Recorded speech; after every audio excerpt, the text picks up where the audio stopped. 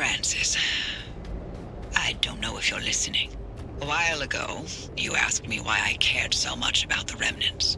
It's because I saw Alan the night of the accident, during the mass hallucination.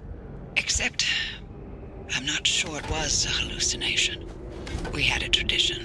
When we were both working late, he'd swing by my lab for a coffee break at some ungodly hour. That night, he visited. We talked. The coffee burned my tongue. Nothing out of the ordinary. Seconds later, the gamma ray surge swept through the facility and the roof caved in. I looked for him in the aftermath. I couldn't find him anywhere because he hadn't been in my lab. He was ground zero at the accident site, miles away in the deep zone. But I saw him, touched him, smelled his cologne. He was there, impossibly there, more than a hallucination. You never reported that?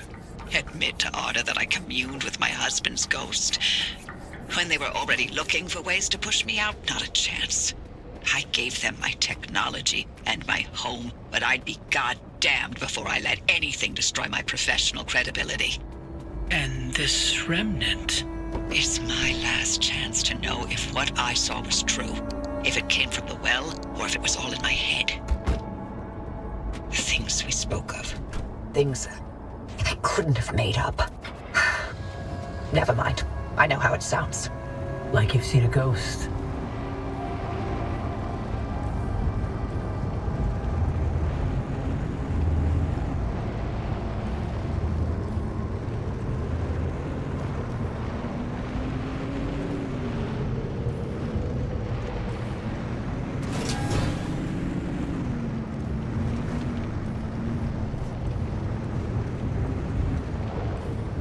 Good news. I can replicate Alan's suppression method. We'll stand some chance of halting the gamma ray burst from the well.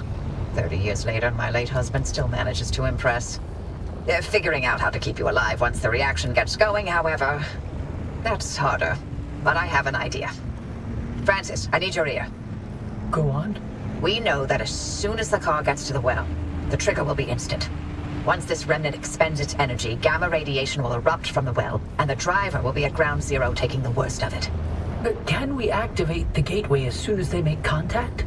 It's tricky. Too early, and we may interrupt whatever reaction process the remnant carries out. Too late, and it's bad news for the driver. There's too many unknowns. Only the driver will know the right time to use it. How can you be sure they'll live long enough to make that call? The ARC device has been transmitting data every single second since it was installed. Every drop of fuel, every spark plug that car's lit, I have on record. You've been running an experiment this entire time, with the driver as the guinea pig. The mere act of being alive is the biggest experiment of all, dear. Is that another one of Alan's sayings? That one's all mine. Driver, we've seen that car protect you this entire time. It's triggered a gateway in your time of need. It's ferried you back to the garage through every circumstance and obstacle and bump in the road. So we can trust that it'll protect you long enough to get you away from whatever and wherever you end up. Still sounds like a heavy dose of blind faith to me. Could be. Oh, there's one last part to this, and it's waiting for you back at the auto shop. Take your time. Enjoy the view.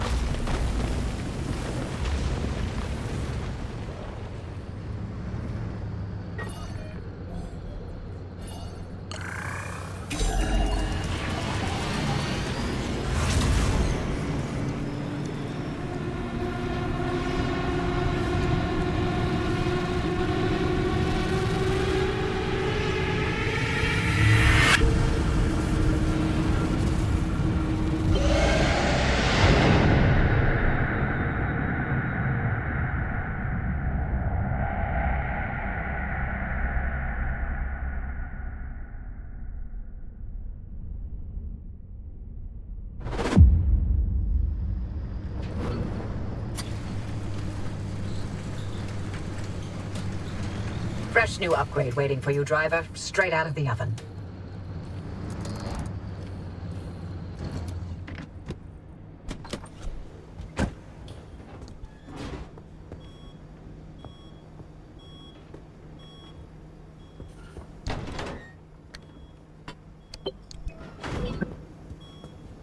What do you think, Francis? It could work. It will work. We don't know anything about the well, but the driver doesn't have to go in completely empty-handed. You're removing the arc device's limiter and overloading its charge capacity. Right.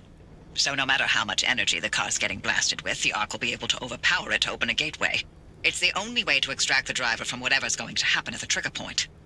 And then we use Allen's suppression technique to keep the whole thing from completely exploding? This sounds like a lot. It's what we've got. Driver, go on and install that arc device modification. We'll spin up the suppression system in the meantime.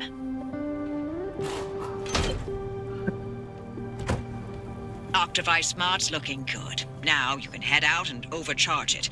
We'll give you instructions when you're en route.